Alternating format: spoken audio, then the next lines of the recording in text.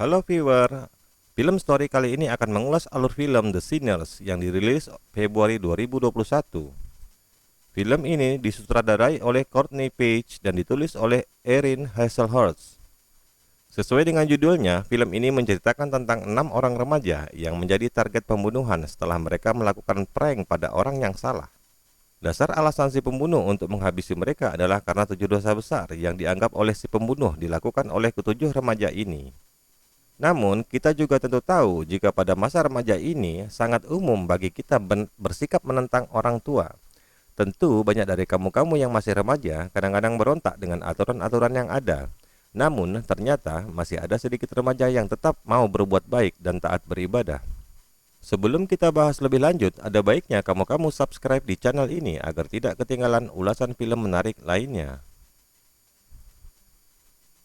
Film ini mengisahkan tentang 7 dosa besar, antara lain adalah nafsu, kerakusan, keserakahan, kemalasan, murka, iri, dan kebanggaan. Terdapatlah 7 orang sahabat yang sama-sama bersekolah di salah satu SMA. Dari ketujuh orang ini, 6 diantaranya adalah tipe pembangkang, meskipun salah satu remaja yang merupakan anak dari seorang pastor. Si anak pastor adalah gadis kecil yang cantik bernama Grace Carver, diperankan oleh Kathleen Bernard. Meskipun dia adalah anak seorang pastor, ternyata sikap dan kelakuannya sangat bertentangan dengan ayahnya. Sebagai seorang anak pastor, Grace wajib mempelajari kitab suci seperti ayahnya. Tetapi dalam kesehariannya, ia bahkan terus berontak dan sering melakukan hal-hal buruk. Bahkan tidak jarang dia memperolok ajaran yang ada di kitab suci. Tidak sampai di situ saja, Grace juga mengajak 6 temannya yang lain untuk mengikutinya dan berontak terhadap aturan-aturan kebaikan. Mereka mencoba merasakan bagaimana menjadi orang yang melakukan hal buruk di kehidupan mereka. Namun, di antara 6 rekan Grace ada seorang remaja yang bernama Aubrey yang diperankan oleh Brenna Llewellyn. Aubrey diketahui adalah sosok anak yang rajin beribadah dan selalu melakukan hal-hal kebaikan. Melihat hal ini, Grace dan 5 temannya yang lain merencanakan hal buruk terhadap Aubrey. Mereka menginginkan Aubrey meninggalkan semua amalan kebaikannya dan sekali-sekali mencoba mengamalkan hal buruk. Tentu saja hal ini ditentang oleh Aubrey karena memang ia adalah anak yang baik. Semakin kuat pertentangan Aubrey, maka semakin besarlah keinginan Grace dan 5 temannya yang lain untuk memaksa Aubrey berbuat jahat. Pada suatu hari, mereka berenam menghubungi Aubrey bahwa di rumah Grace akan diadakan pembahasan pelajaran mengenai kitab suci. Dan mereka berenam datang lebih dulu dan merencanakan akan memaksa Aubrey untuk melakukan suatu keburukan. Kemudian datanglah Aubrey ke rumah Grace. Dia tidak mengetahui niat mereka sesungguhnya. Alih-alih untuk belajar kitab, ternyata mereka belajar untuk mengumbar dosa. Ada 7 dosa besar menurut Grace, dan tiap dari mereka akan melakukan salah satu dosa, termasuk juga Aubrey. Melihat hal ini, Aubrey menjadi histeris karena mereka mempertontonkan dosa yang disengaja. Bahkan, teman Grace dengan tertawa mengoyak kitab yang dibawa oleh Aubrey. Bukan itu saja, mereka memaksa Aubrey untuk melakukan dosa murka dengan cara menembak Grace. Aubrey meronta dan meminta tidak melakukan hal itu, tapi ke-6 temannya memaksanya meskipun diketahui ternyata senjata itu tidak berisi peluru. Namun, Aubrey seperti histeris atas kelakuan teman-temannya. Setelah kejadian itu, keesokan harinya mereka menyekap Aubrey dengan cara membiusnya dan membawanya ke suatu tempat. Sesampainya di sana, mereka menghajar Aubrey karena tidak mau mengikuti keinginan mereka. Sebelum semuanya usai, mereka berenam berdebat karena Grace tidak menginginkan kejadian seperti itu terhadap Aubrey. Saat berdebat itulah, mereka ternyata tidak lagi menemukan Aubrey. Dia telah melarikan diri karena takut dengan tingkah teman-temannya itu. Dengan ketakutan, Aubrey menuju hutan untuk melarikan diri, sedangkan 6 temannya sibuk mencari dirinya. Di tengah hutan, dengan kelelahan dan ketakutan, Aubrey terus berjalan untuk menyelamatkan diri, sedangkan teman-temannya akhirnya menyerah melakukan pencarian terhadap Aubrey. Kembali mereka berdebat dan akhirnya mereka berenam memutuskan untuk meninggalkan Aubrey di hutan.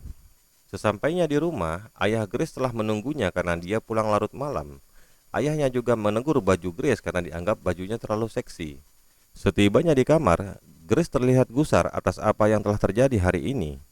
Dia tidak serta-merta bisa tidur, hingga akhirnya dia tertidur di atas buku sekolahnya. Keesokan harinya ketika di kelas, Grace dan ke-5 temannya menyadari bahwa meja Aubrey kosong. Itu membuat mereka tambah khawatir. Apa yang terjadi dengan Aubrey? Berita kehilangan Aubrey telah sampai ke sekolah. Polisi menyelidiki hal ini ditemani oleh kepala sekolah. Mereka berenam diinterogasi dan ditanyakan kemana keberadaan Aubrey. Namun, mereka bersandiwara. Mereka mengatakan tidak tahu menau tentang hal itu. Selesai dari interogasi, mereka kembali ke kelas. Betapa terkejutnya mereka, di atas meja mereka, di antara mereka berenam terdapat tulisan 7 dosa. Hal ini membuat mereka mulai ketakutan. Ketika salah satu teman Grace hendak pulang, tiba-tiba dia dibius oleh seseorang yang tidak dikenal dan membawanya ke suatu tempat. Grace dan sisa temannya yang lain berada di rumah Aubrey untuk memberikan dukungan kepada keluarga Aubrey yang masih sibuk mencari keberadaan Aubrey. Sementara itu, Katie yang diculik dan disiksa oleh orang tidak dikenal tadi akhirnya ditemukan tewas keesokan harinya. Di acara pemakaman Katie, Grace menghadiri dengan ketakutan. Dia dan 5 temannya tidak percaya hal ini menimpa Katie. Saat hendak pulang, Grace dihampiri oleh mantan pacarnya yang tidak disukai oleh ayah Grace. Dia mengucapkan belasungkawa, namun tiba-tiba polisi menangkapnya karena menganggap dia adalah pelaku pembunuhan Katie. Ayah Grace mengatakan dengan tegas bahwa pacar Grace adalah orang yang berbahaya dan dia terlihat bersyukur karena bukan Grace menjadi korbannya. Hal ini membuat Grace menjadi marah karena dia mempercayai bahwa mantannya itu tidak melakukan pembunuhan terhadap Katie. Kemudian, satu persatu rekan Grace menjadi sasaran berikutnya. Mereka dihabisi dengan cara yang berbeda-beda. Dengan adanya kejadian pembunuhan selanjutnya, mantan pacar Grace yang semula menjadi terduga pelaku, akhirnya dibebaskan karena tidak cukup bukti. Kemudian, tak lama setelah kebebasannya, Grace mendatangi tempat tinggal mantannya itu untuk menanyakan apa yang sebenarnya terjadi. Namun, sang mantan pacar menjelaskan bahwa dia tidak memberikan petunjuk apapun selain bunga yang telah dicuri akhir-akhir ini. Kemudian, Grace bersama Maggie pergi ke rumah temannya yang ternyata di sana telah menunggu Aubrey yang tiba-tiba membekap mereka. Begitu tersadar, mereka telah diikat dan di sanalah Aubrey mulai menjadi penuh nafsu untuk membunuh mereka berdua. Mengetahui hal ini, Grace memohon dengan amat sangat kepada Aubrey untuk tidak membunuhnya karena ia mengatakan semua ini adalah kesalahan.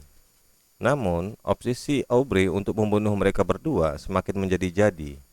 Ternyata, selama ini Aubrey dibantu oleh Feldman yang tak lain tak bukan adalah petugas mayat di gereja tempat mereka beribadah. Feldman inilah yang merupakan seorang yang memiliki obsesi untuk melakukan dosa terbesar dengan membunuh teman-teman Grace atas masukan dari Aubrey. Ketika ingin membunuh Grace, Feldman merasa tersaingi oleh ulah dan percakapan Aubrey.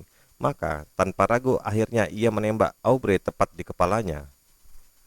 Mendengar suara tembakan, Sheriff kota menerobos masuk dan mencoba menangkap Feldman. Dan kembali senjata terdengar, kali ini Sheriff yang menjadi korbannya. Tiba-tiba, dengan refleks, teman Grace merebut senjata dari tangan Feldman. Bukannya melawan, Feldman malah meminta teman Grace untuk menembaknya karena ia merasa bersalah atas dosa yang telah diperbuatnya. Dengan ketakutan, akhirnya Feldman ditembak dari jarak dekat dan film pun tamat. Cerita ini rada mirip dengan cerita film Seven yang diperankan oleh Brad Pitt. Hanya saja sedikit perbedaan tentang pelakunya saja. Inti dari film ini adalah janganlah kita memaksakan seseorang melakukan keburukan bila kita ingin terhindar dari akibat keburukan tersebut. Demikianlah sobat viewer, ulasan dari film Story. Sampai jumpa pada review selanjutnya.